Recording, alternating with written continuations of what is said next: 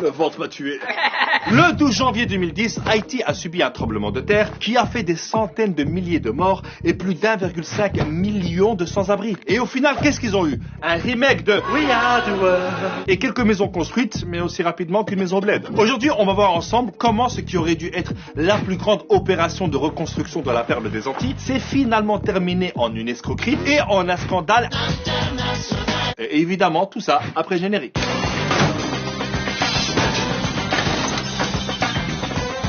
Il faut savoir que Haïti a été l'une des colonies les plus riches et la première république noire a proclamé son indépendance en 1804, soit 2-3 jours avant le lancement de Vivement Dimanche. Mais ça lui a coûté une dette coloniale à la France de plus ou moins 17 milliards d'euros d'aujourd'hui qu'elle n'a fini de payer qu'au milieu du XXe siècle. Mais bon, après quand tu commences une histoire et qu'il y a les termes dette coloniale, t'imagines bien que ça finira aussi mal que Macron qui parle anglais. I don't like what you did in front of me. Faut savoir que le pays n'a jamais réussi à bien se développer et il est toujours dépendant des ONG et des organisations humanitaires. À tel point qu'on la surnomme la République des ONG. Depuis le tremblement de terre en 2010, t'as plein d'ONG et d'organisations humanitaires qui ont débarqué comme les Avengers mais version Bollywood. Parce que t'en as plein qui ont fait des trucs sans logique, sans coordination et énormément d'argent a disparu. Et croyez-moi, c'était pas la faute de Carlos Ghosn. Eh, c'est notre territoire ici, tu vois bien qu'on est en train de distribuer de la nourriture. Ouais, ben nous on a des camions avec des couvertures. J'ai faim, j'ai froid. La ferme! Tu vois pas qu'on est en train de te sauver la vie là? C'est un truc de fou! La politesse!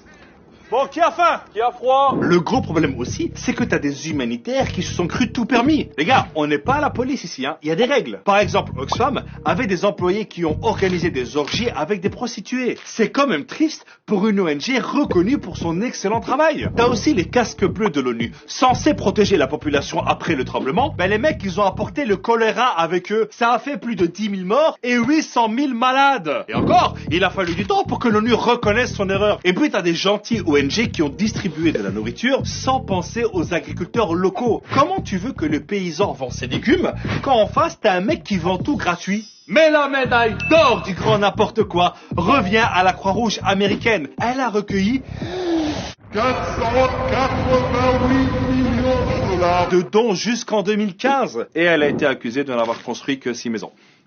Les gars, Haïti, c'est un pays. C'est pas un Monopoly. T'as aussi l'agence américaine d'aide au développement qui a débloqué 2,5 milliards de dollars d'aide. Et bien sur tout ça, il n'y a que 2,6% qui a été versé directement aux entreprises ou associations haïtiennes. Le reste... Donc sous le coup de l'émotion, tout le monde s'est précipité, mais ça a été mal géré. Résultat, Haïti est devenu une espèce de centre d'entraînement pour des humanitaires qui ne connaissent ni le contexte, ni même le pays. Tu savais qu'ils parlaient français ici? Bah ouais. Je pensais qu'en Afrique, on parlait l'africain, moi. Mais on n'est pas en Afrique, on est à Tahiti. Ah, mais toi, t'es vraiment nul en géographie. Hein. On en apprend tous les jours. Hein.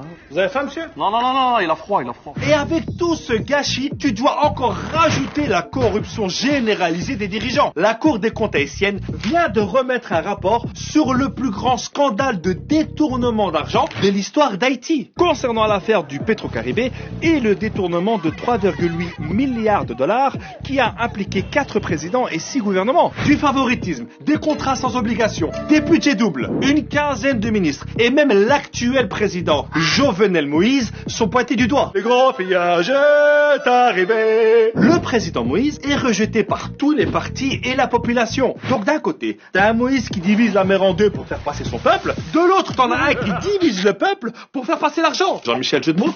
Le mec, il gouverne par décret et il est protégé par des centaines de militaires et de mercenaires recrutés par la firme américaine Blackwater. Ça veut dire au noir en français. Ouais, c'est toujours plus stylé en anglais. 10 ans après le tremblement de terre et l'intervention internationale, le pays s'est encore plus appauvri et la criminalité a explosé. Le peuple haïtien proteste depuis 2 ans contre l'injustice et la classe politique corrompue. Ah, là-bas, c'est pas des gilets jaunes qui doivent être distribués, hein, mais des gilets pare-balles. Avant le séisme, Haïti était classé 149e sur 182 selon l'indice de développement humain. Aujourd'hui, malgré toute cette aide humanitaire, le pays est classé 168e. Et il y a toujours des problèmes d'insécurité, de maladies et il manque de tout. Je pense pour sortir de ça, il faudrait une vraie enquête. Et quand je te parle d'enquête, je te parle pas d'un sondage fait par des ONG à la sortie d'un métro, mais d'un vrai bail à l'échelle internationale pour savoir qui sont les responsables de ce pillage. Je pense que la France devrait aussi revoir son histoire et rembourser sa dette d'indépendance à Haïti. Ce qui, je pense, lui permettrait de s'en sortir un peu mieux. Notre présence ici n'a pas laissé que de bons souvenirs. Nous, on est avec le peuple. Ils sont debout comme ils l'ont fait à l'époque pour gagner leur indépendance. Et évidemment, n'oubliez pas de partager cette vidéo pour sensibiliser un maximum de monde. Et comme dirait mon proverbe, celui qui partage la vidéo